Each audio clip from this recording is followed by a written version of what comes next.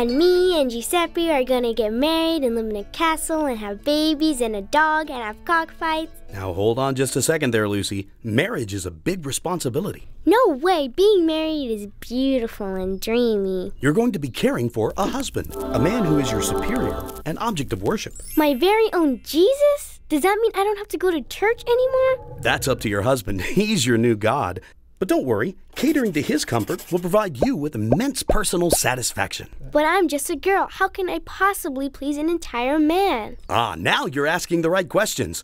Here are some tips to start you well on your way. But how do I know these will work and he's not just gonna throw boiling water in my face? These were written by real live men, so you know they're good. Now, how about we play a fun game of house?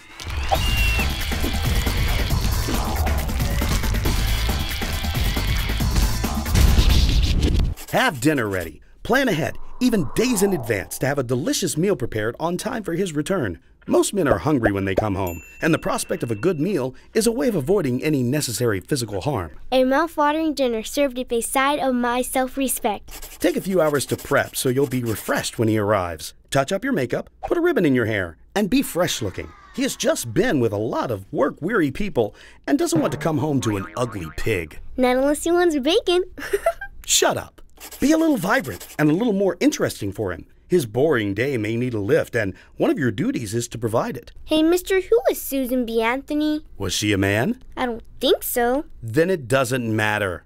Oh, look, here comes your husband now. Greet him with a warm smile and show sincerity in your desire to see him. Hi, hon. Don't talk. I just want to eat my spaghetti and watch my fights. What is this, freaking Play-Doh? Listen to him. You may have a dozen important things to say, but the moment of his arrival is not the time. Let him talk first. Hey, you listening? So this bozo's on my swing. And I'm like, hey, bozo, what's the matter you? He keeps swinging, this freaking gavone. It gets Valentino, giving the 1-2 to the noggin. I hate deaf kids. Make the evening his. Don't complain if he's home late for dinner, or even if he stays out all night with promiscuous strangers. Put yourself in his shoes. Would you want a woman nagging you? Insubordination is not ladylike. Questioning his judgment or integrity may as well be the equivalent of assassinating the president. He is the master of the house, and as such will always exercise his will with fairness and truthfulness. You have no right to question him, you traitorous swine. My mom says I'm just as good as the boys, and she says I could be president someday. Well, Lucy, that's why your parents are divorced. As in all corners of life, we depend on hierarchies. Think of it as a pyramid of strength. So if felt men in charge, it would be like anarchy. Precisely, because men are stronger. If you disagree with something your husband's done, choose your words carefully.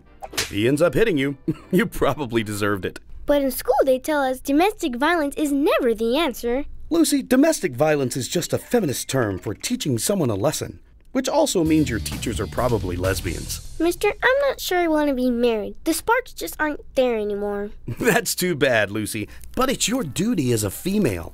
Just be glad a man let you be his wife.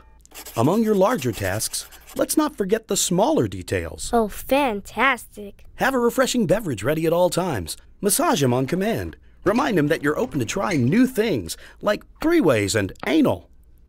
In conclusion, simply use common sense. Your husband understands your brain is smaller than his and may forgive an occasional mistake.